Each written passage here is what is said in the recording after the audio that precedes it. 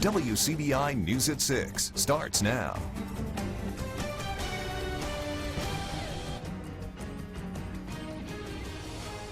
Good evening, everyone. A Lowndes County pursuit ends with a crash in Monroe County. The chase started on Highway 45 near Columbus Air Force Base just before 3 p.m. It ended on Lackey Road in Monroe County. The yellow car went off the road and into a small patch of trees before coming to a stop. One person was taken into custody and to the hospital with non-life-threatening injuries. State troopers and Monroe County deputies were there to assist Lowndes County deputies at the scene. MHP is investigating the crash. Charges are pending against the driver. Traffic stop lands 2 people in jail in Clay County on drug charges. Troy Ray and Leslie Troyan are both charged with 2 counts of felony possession of a controlled substance and a misdemeanor possession. Clay County deputies allege 29 grams of meth was found during the stop. 1 ounce of marijuana and 70 grams of THC and THC-laced gummy bears were also found. Bond for both is set at over $31,000. It's been 5 years since 28-year-old Chris Haywood was shot to death during an armed robbery at the local express service station in Macon. 4 people were arrested in connection with that investigation. But new developments resulted in those suspects being released on bond and investigators rethinking the direction of the case. Now the community and the DA are teaming up to offer a reward. Our Bobby Martinez was in Macon today, and he joins us live in the studio with the latest on this case. Guys, the death of Chris Haywood left many in Macon heartbroken, and with the suspect or suspects still on the loose, officials in the community are continuing to do all they can to find his killer.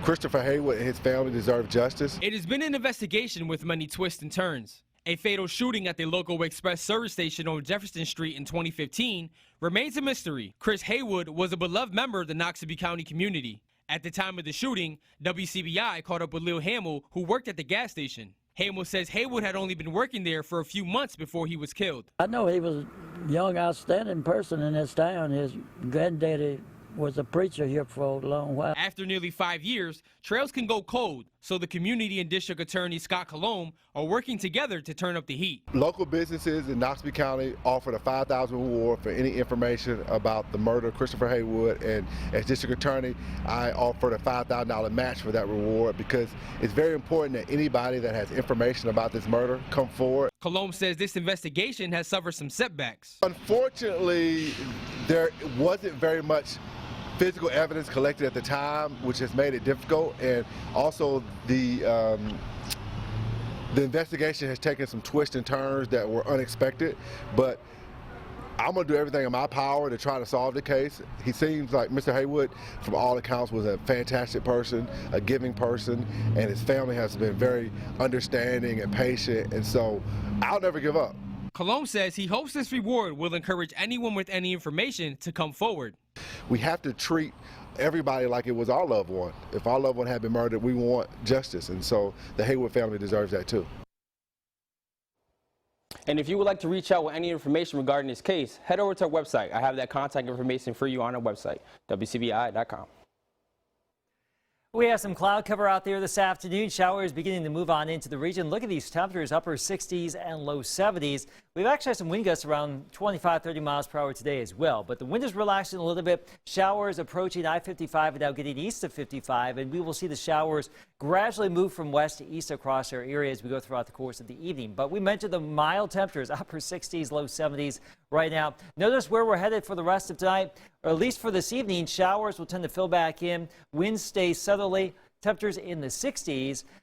And that's the way it's going to be for tonight. Daily rain chances looking forward for the next couple of days here. Maybe a few strong storms on Wednesday. We'll have the full forecast coming up. A dispute over money owed for building repairs leads to a lawsuit being filed against the Columbus Municipal School District.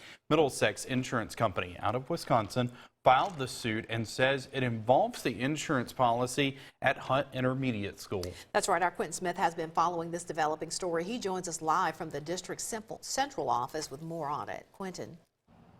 Yeah, Andrea, in that 16-page lawsuit, Middlesex Insurance Company says they paid the school district roughly $3.6 million.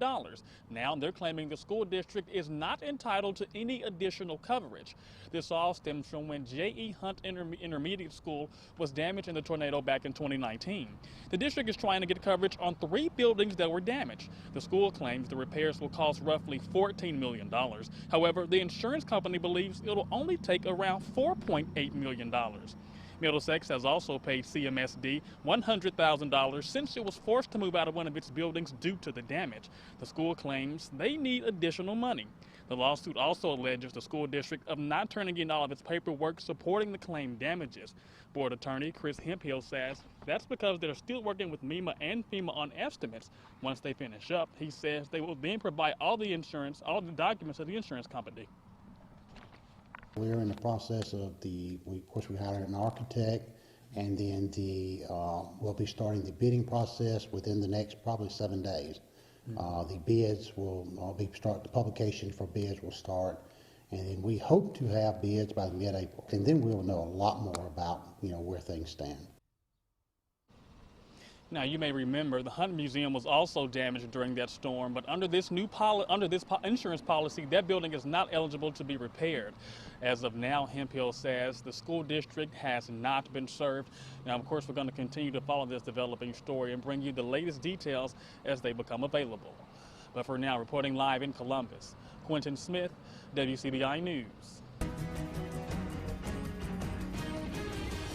Well, recently we have enjoyed sunny weekends and rainy weeks. It's great to plan a grill out, but it's bad if you're patching potholes. Columbus Public Works crews are assigned to make repairs to city streets every workday.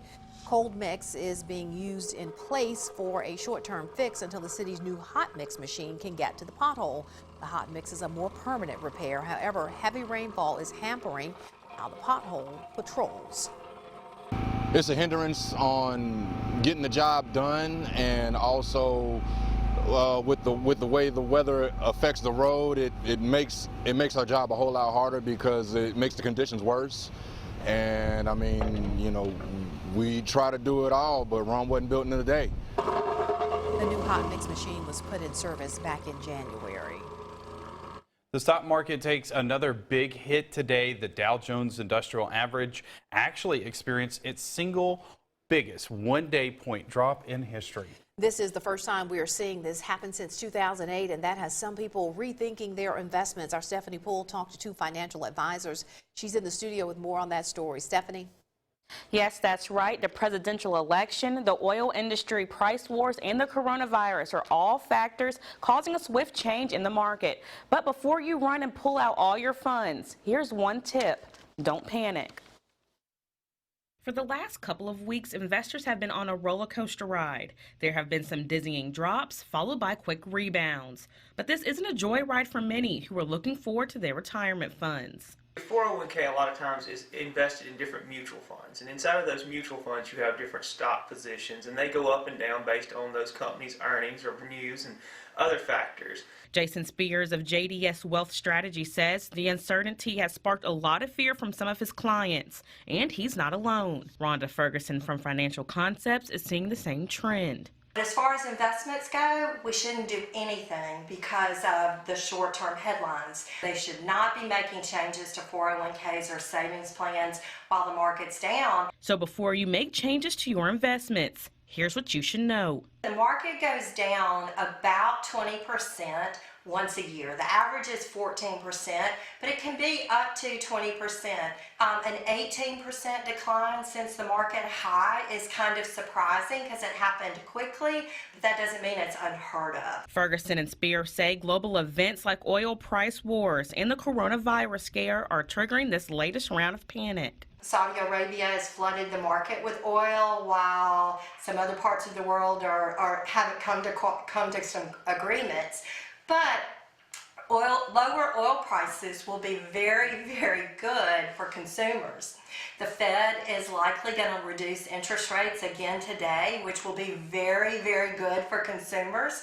And so those making short-term investment decisions because of the panic today. And once stocks sink below 7%, that trips a circuit breaker to stop trade. It shuts down, halts trading for 15 minutes, and then they'll resume after that 15-minute interval. And if it continues to go down, the next level would be level 2 at 13%, and then it would pause another 15% of trading, another 15 minutes for trading. And then after that point, if it reopens after that 15 minutes and it continues to fall, if it fell all the way down to 20% of a decline, then they would stop trading for the rest of the day. Both the Dow Jones and S&P 500 experienced their largest single-day percentage drop since 2008. Just a reminder, tomorrow is primary election day across Mississippi. Polls open at 7 in the morning. In addition to choosing party nominees for president, voters will also cast ballots in the U.S. Senate and House of Representatives races. You will need a photo ID to vote. Otherwise, you will be asked to cast an affidavit ballot. And don't forget, voters are prohibited from taking pictures of their marked ballot. The polls will open at 7 a.m. So no selfies in the No selfies in the ballot.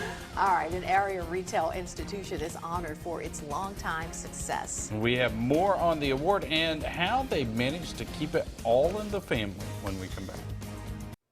Welcome back. A North Mississippi store gets a big honor from a magazine for the men's retail clothing industry. Allie Martin has more on how the well-known business has managed to survive and thrive in the changing world of retail.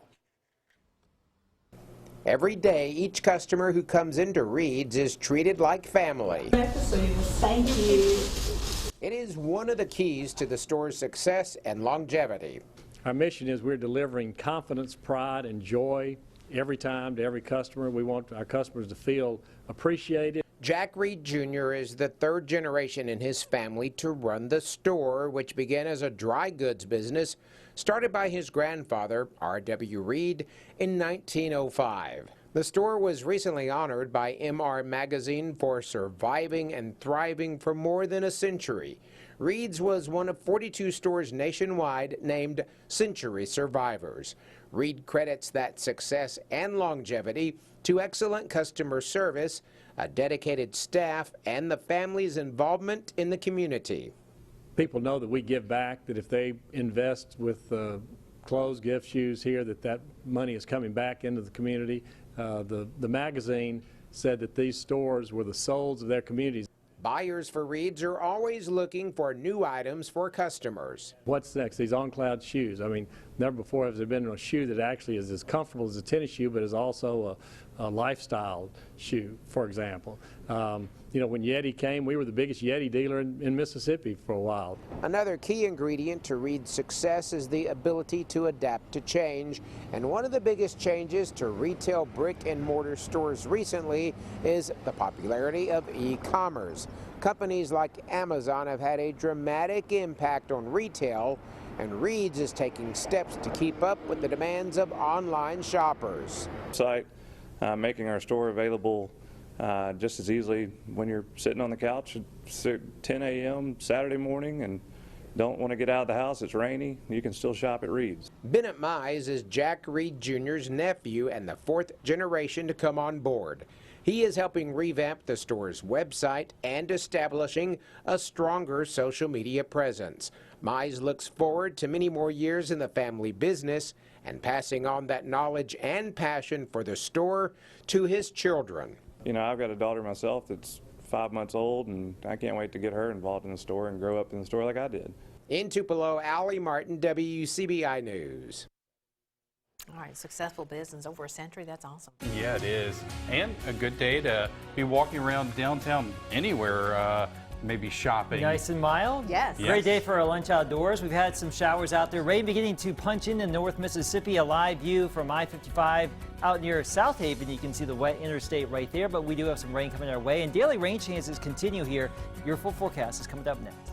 Your WCBI First Alert AccuWeather forecast with Chief Meteorologist Keith Gibson.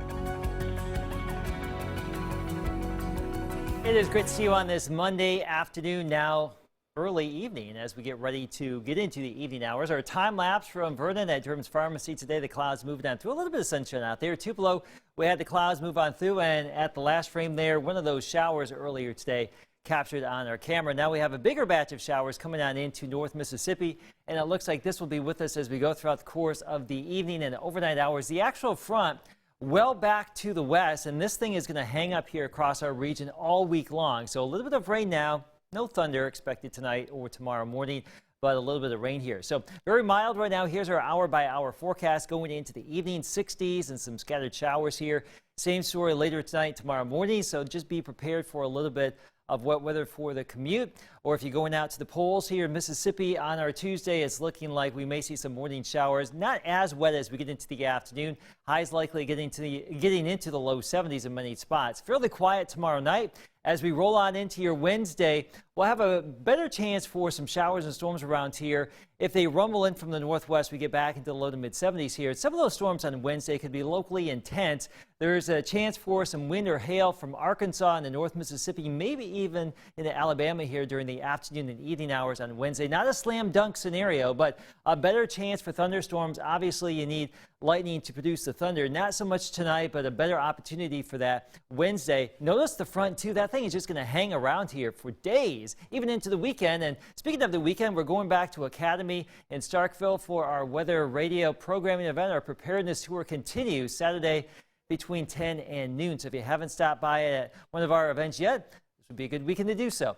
Temperatures tonight down to around 60, areas of rain. Our planner for tomorrow, the best rain opportunities during the morning hours. I think it will be a little bit less active in the afternoon. Temperatures in the 70s here, so another mild day for us. Here's your AccuWeather 7-day. Mid 70s here Wednesday and Thursday. Still a chance for some rain and storms going into the weekend. But I think overall, no major system will come on through here. Wednesday really looking like the only day that could have some strong storms, and that's always a blessing in disguise here in March. It just kind of feels like a nuisance, the rain, when it's like this. It is, and those rain chances, they're really not like those long drawn-out affairs like we've had, Right. but still some rain. At least he'll be comfortable. Not 75. too hot, not in the deep freeze. Yeah. So there you go. So Room temp. There you go. All right, another Mississippi State sweep for the Howell and Gillum trophies. Hear from the winners next in sports. Sports with Tom Ebel is brought to you by your local Ford dealers. Go further. The Gillum and Howell trophies going to Mississippi's top college basketball players has been dominated by Mississippi State of late. That trend continuing again today. For the 6th consecutive year, a Mississippi State Bulldog wins the Gillum Award. Freshman Rakia Jackson receiving the honor. Jackson beating out teammate Jessica Carter and Delta State and former East Webster Wolverine Quantisha Patterson for the award. Jackson posting one of the best freshman seasons in program history, scoring in double figures in 23 games, leading the Bulldogs in scoring at 15 a game. Jackson says the more awards she receives, the higher her motivation becomes. It just makes me want to work even harder, just seeing all these accolades pile up, so it just makes me want more. I'm awfully proud of her for winning this prestigious award. She's got a shot to do what's only been done one other time, and I know she'll be highly motivated for that.